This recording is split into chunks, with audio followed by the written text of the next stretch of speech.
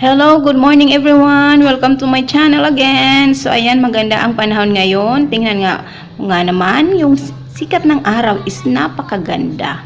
Ayan, walang ulan, buti na lang. So habang nag-aantay tayo sa paksiw natin na isda na pinainitan, is nagready na tayo ng kawali. So nilinisan na natin dahil magluluto tayo ng ampalaya, ginisang ampalaya. So hinugasan ko na rin po yan, naka-ready na. Then naghiwa na po ako ng sibuyas, bawang at saka kamatis. Then meron tayong bagoong. Then nagbati na tayo ng itlog na kinimplahan na rin natin. Tapos ito, ready na natin. So isasali na natin ang ating kawali dahil kumulo na yung or mainit na yung paksiw natin. So ayan, habang inaantay natin painitin ang ating kawali is naglagay na po tayo ng mantika. So yung ginamit ko nga palang mantika is yung pinagprituhan ko ng isda. So ayan, dahil isang beses pa lang naman yung mantika na ginamit natin is yun din ang gagamitin natin sa paggisa ng kamatis. So ayan, 3 pirasong kamatis ang ginamit natin. So yung hinog, pero mas maganda talaga yung mapulang-pula, yung hinog na talaga para maganda siya or masarap siya, malinamnam ika nga ang ating gulay. So igisa natin ang ating kamatis. So ayan, isa-isain natin hanggat sa kumatas siya. And then naglagay na nga pala ako dyan ng bawang. Tapos hindi ko na po pinapakita kanina dahil akala ko naka-on yung ating video, hindi pala. So ayan, naglagay na tayo kanina ng ating bawang, and then isunod na natin ang sibuyas. So yung 2 sibuyas yung nilagay natin dyan. Yung bawang is 6 na piraso. Yung basta piraso, hindi yung isang buong yung malaki, kundi 6 na piraso. Then isunod na po natin ilagay ang ating ampalaya. Tapos isabay na rin natin ang ating 2 itlog na binati at pinaghaluan natin o nilagyan natin siya ng mga pantimpla. So pinagsama-sama ko na po siya dyan. Then ayun, ating ukay-ukayin. So halu-haluin natin para hindi yung, or bakit nga pala natin isinabay ang itlog, kasi para iwas ang lansa. Yan. Then lagay na natin ang ating linuto ko kahapon na hipon. So ayan, or alamang. So na may halong karne. So ayan, medyo dinami-dami na natin ang ating alamang. Then isunod natin ang ating pamintang pino. Tapos ating ukay-ukayin or halu-haluin. Ukay-ukayin talaga, may halong wari talaga. So ayan, pasensya na po, medyo nakakalimutan na natin ang Tagalog. Wow! Naks naman. So ayan na nga, balik tayo. So halu-haluin natin para yung itlog is mapantay natin, maluto, mapantay ang luto. Tapos yung alamang is para kumalat lahat. So ayan, ukay-ukayin natin.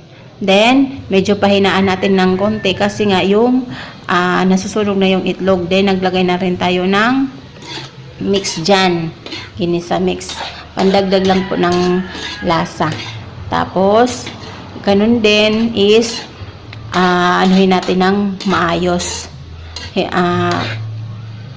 halukayin talaga. O ayan, para mapantay yung yung lasa.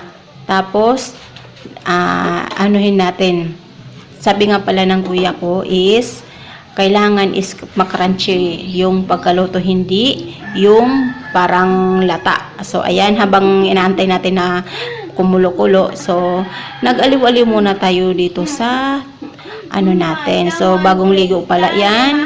So ayan, tuyo na siya, hindi na yung katawan niya, hindi na basa. So ayan, so ganun kami pagka is napapaligan. So sanay na yung pusa natin, dahil maliit pa lang siya is pinaliguan na natin. So balik tayo, syempre nagugas na ako dyan ng kamay.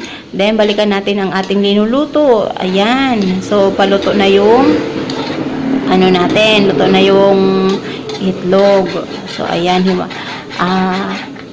ukay-ukayin natin para magpantay, baka masunog kasi sa ilalim yung itlog. So ayan, Sabi kasi ng kuya ko, sarap daw yan pagka crunchy kasi dati laging nalalata yung pagluto ko. So, tikman natin yung gulay kung matabang ba siya. Pero, feeling ko matabang pa, kaya nagdagdag ako ng konting asin. Konti lang naman kasi yung alamang na nilagay ko dyan is maalat. Maalat na nga yung alamang. Pero konti lang yung nilagay ko dyan na asin. Binudburad ko lang. Binudburan. So, ayan. Medyo mapait talaga dahil hindi ko yan hinugasan sa asin yung ampalaya. So, ayan na nga. Naglagay na po tayo ng asin. Then, anuhin natin. Ukay-ukayin natin. O, diba? Ukay-ukayin na naman. O, diba? Maraming beses na. Hayaan nyo na. Ito naman So, ayan. Para magpantay, pero paluto na to. Luto na talaga siya. Inaano ko lang yung asin na nilagay ko dyan para matunaw. So, ayan. Medyo may pagkarak kasi yung asin na nabili ko.